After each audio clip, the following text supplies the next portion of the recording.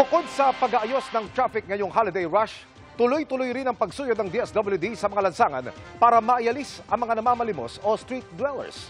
Nakatutok si Maki Pulido. Kung dati sa pilitang dinadampot ang mga nakatira sa lansangan, ngayon dinaraan ng DSWD ang pag-rescue sa mahinahong usapan.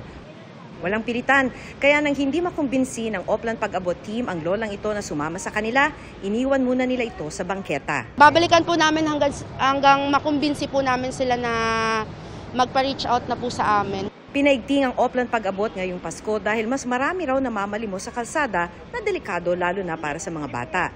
Nang madaanan nga ng Oplan Pag-abot team ang ilang kabataang mamamalimos sana, kinausap sila at hinatid ng mga social workers sa kanilang bahay. Siya lang po mag-isa? Opo, kasi single parent lang po.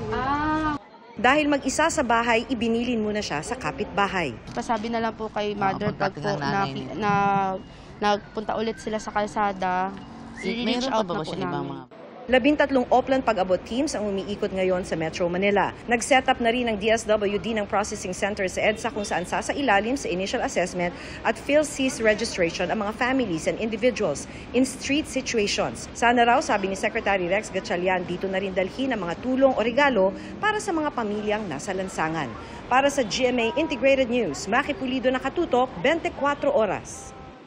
Mga kapuso, samahan nyo kaming tumutok 24 oras. Bisitahin at mag-subscribe sa GMA Integrated News sa YouTube.